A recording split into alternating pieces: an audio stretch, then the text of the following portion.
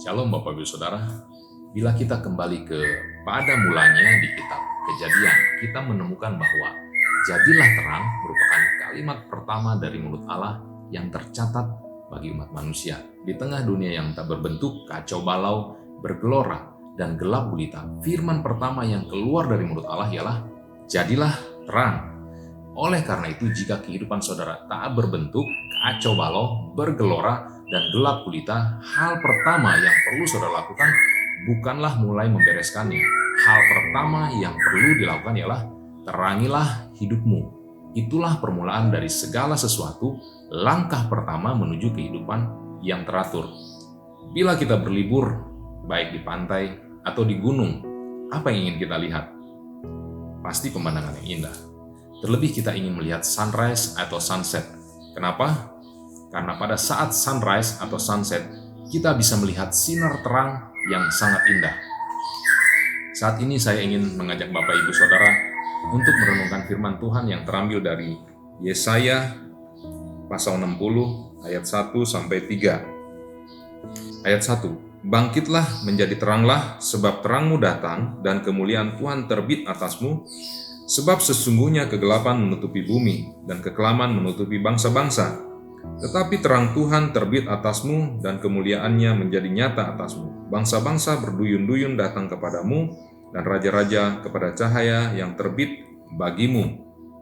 Dari ayat tersebut kita diperintahkan untuk bangkit dan menjadi terang. Apa maksud dan tujuannya? Ada 3 hal yang saya dapatkan dari 3 ayat tersebut. Yang pertama, perintah. Ayat 1, bangkitlah menjadi teranglah. Ini adalah kata kerja perintah. Terang itu bersinar kepada setiap penjuru ruang, menelanjangi dan mengekspos segala sesuatu. Daya tembus terang di dalam kegelapan memang mutlak, tak terbendung. Akan tetapi terang itu sendiri mudah terhalang. Banyak orang datang kepada Yesus, tetapi banyak ruang hati masih berada dalam kegelapan. Mereka tidak datang dengan hati yang terbuka total. Mereka tertutup dan masih banyak yang tersembunyi. Mereka memiliki gelar orang percaya, tetapi berjalan dalam kegelapan. Artinya, keterbukaan pengakuan dosa sepenuhnya diperlukan supaya hidup sebagai orang percaya tidak dalam kegelapan atau kekelaman. Bagaimana menjadi terang? Perhatikan kata, sebab terangmu datang dan kemuliaan Tuhan terbit atasmu. Di ayat 1, kita tahu bahwa Tuhan Yesus sudah datang untuk menghapus dosa dunia. Yang diperlukan ialah iman percaya bahwa dosa kita sudah diampuni. Percaya dengan hati, mengaku dengan mulut bahwa Tuhan Yesus Kristus sebagai Tuhan dan Juru Selamat kita. Menerima dan mengundang Tuhan Yesus masuk ke dalam hati dan hidup kita. Kristus adalah terang itu. Bila Kristus tinggal di hati dan hidup kita, artinya terang itu juga ada di dalam kita. Yang kedua, keadaan yang kontras. Ayat 2 menggambarkan keadaan bumi dan bangsa-bangsa yang kontras dengan keadaan umat Allah. Keadaan yang pertama, kegelapan menutupi bumi. Keadaan yang kedua, kekelaman menutupi bangsa-bangsa. Keadaan yang ketiga adalah kekudusan rohani umat yang mengenal Allah. Keadaan kegelapan dan kekelaman yang dimaksud adalah metafora mengenai gelapnya hidup yang diakibatkan dosa. Karena alasan inilah orang percaya perlu bangkit dan menjadi terang. Yang ketiga, tujuan bangkit dan menjadi terang. Ayat 3 mengatakan jelas bahwa tujuan Allah bagi Israel adalah untuk membawa dunia kepada dirinya.